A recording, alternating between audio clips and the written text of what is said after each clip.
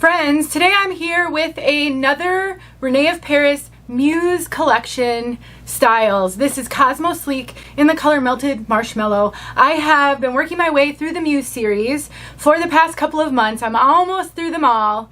Today we're going to talk about this beautiful, straight, lace front, left mono part, heat-friendly wig. My name is Denise. I'm also known as Hey Wig Sister on Instagram and Facebook, and I'm partnering with Rene of Paris to bring you this video. They sent me a whole box of their Muse series wigs and a couple of others for good measure so that I would have a chance to show my wig sister community. I love showing everything. I literally show everything from $20 Amazon wigs to luxury human hair, all styles, all colors, because I just really want to be like your wig bestie. I want to be the one you know you can count on for honest and good information to help you make good purchasing decisions. When I first started wearing wigs almost 6 years ago, I honestly went a little wacky and spent way more money than we could have afforded for me to spend. So I understand the struggle and the frustration, and my only goal is to be helpful and to give you good information.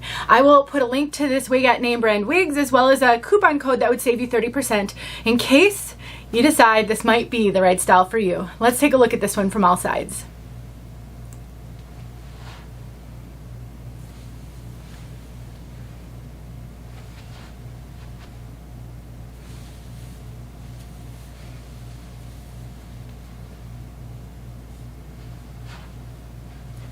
Now, the Muse series is more of a fashion-forward series, meaning they have a lot of more fashion colors in this series than the typical Rene of Paris wig. One thing I appreciate, though, is they generally do have at least one blonde and one brunette, along with all of the fashion colors that many of these wigs come in. This one has 9 colors. We'll talk about this Melted Marshmallow color at the end of the video, but I just wanted to mention that because if you're new, you don't know these things, and I will just say the major name brands, generally, there are multiple colors. The wigs don't usually come in just one color, so I always link the wig in the description. You can always go check it out just to see if maybe it comes in a color that you would prefer.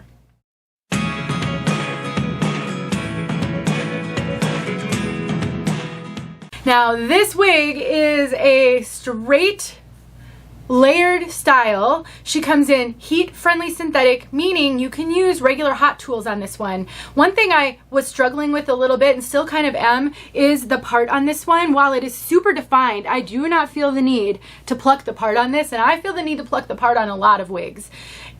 When I separated the part where it should be, this hair right here kept wanting to spring back to the other side. So the way it was parted was kind of a zigzag, and a lot of that hair was over to this side. What that means, why that could be a challenge, is the lace front and the mono part or monofilament on these major name brand wigs are hand-tied features. Every fiber is hand-tied individually into that feature by a human being.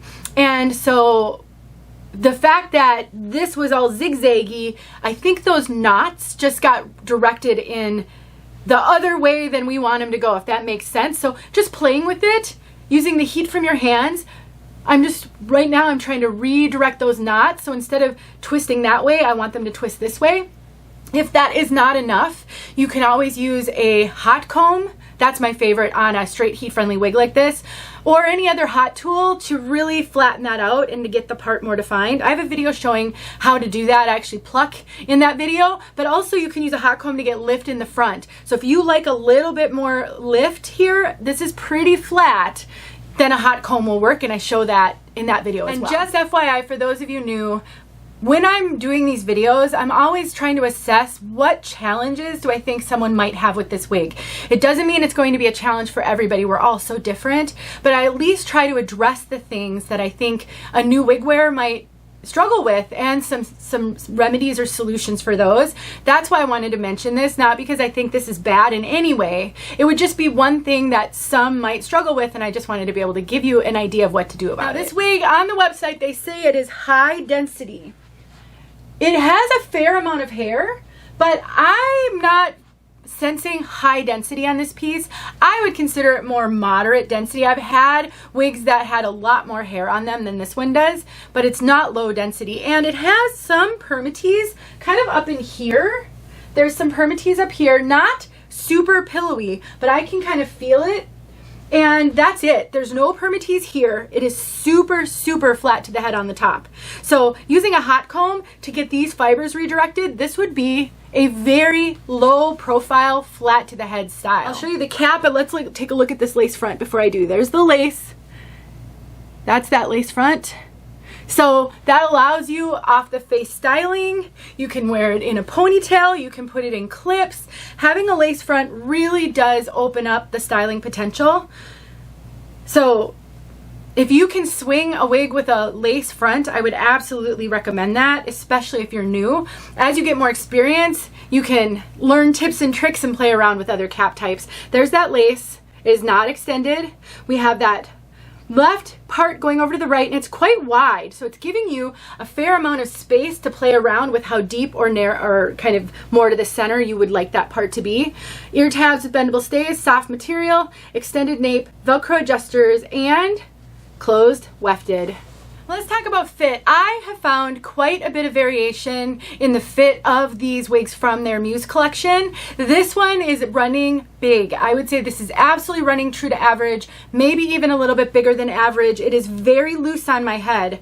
Actually, let me cinch these in because it's actually really and I took my wig grip off. You may have noticed I had a wig grip on before because that just helps secure a wig to my head better when I'm doing a wig review. But I can't assess fit as well when I have a wig grip on. So I take it off so I can really assess the fit. Yeah, I cinched that in all the way. And now I'm having a hot flash. Now it actually feels a lot more secure on my head. So I have a 21¼ circumference. I cinched this in all the way. And I think I could cinch it in even a little bit more. And there's a good amount of stretch on this one. So I'm gonna say this absolutely fits average, probably up to 22½. I am having a lot of extra cap up here, a lot. All my measurements are in the description box below. I can cover my ears with this wig, like over half of my ear. And so that means it's actually running big. Well, I'm petite, so I wouldn't say it's running like large, but for sure average, if not average large. And I have to tuck it behind my ears, and because this cap is closed wefted, it's a little bit of a stiffer cap than an open wefted cap would be, and so I can feel it behind my ears. I would probably want to maybe sew a few of those wefts together in order for it to fit me a little more comfortably. So basically I'm saying if you have average or even up to average large, I think this wig will be fine. But for the average petite gal in my group, just like I am, it's okay, but I think it could fit me a little bit better if I sewed a few wefts together. Search how to make a wig cap smaller on YouTube and you'll find a whole bunch of videos. All right, covered the cap, heat-friendly fibers. They're so silky. They feel really incredible and not shiny. Sometimes regular synthetic fibers can be a little shiny, but I'm not sensing any unnatural shine on this one at all. So really darling. Let's talk about color. Melted Marshmallow I would consider a rooted blonde, so we're definitely rooted. And we've got a couple of different tones through here. There's a little bit of strawberry. It's not really red, but when you look at it up close, you can really see some of that strawberry in here. And then we've got a cool blonde. It's kind of tipped, but those blondes are highlighted throughout. You can see them right there. So it's a kind of an ombre, but definitely a warm kind of strawberry blonde. The blonde is more cool, so it's not an overly warm piece. It's not yellow or anything like that, but the strawberry does give it a warmth. And then we've got that root. I had Wyatt in this color. I don't know if Wyatt is still around from Rene of Paris, and I just loved the color. Wyatt is short, so those blonde tips were really obvious. Versus a longer piece like this, you're not going to get as much of that super white blonde like near your face like a short wig would have. So pretty though. I love this color. Let's go outside so we can see this color outside. More details in the description below. Melted Marshmallow. A little windy out here. The sun is filtered through some high clouds. You can kind of see how this right there I mentioned in the review just wants to spring back the other way. Really easily fixed with a hot comb.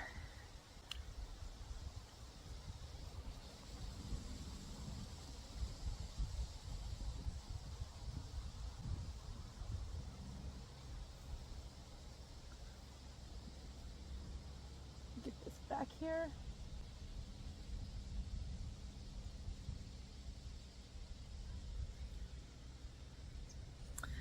I hope this helped. Really light ends. I just think it's a fun color that most of us could never achieve with our bio hair. Thanks for watching.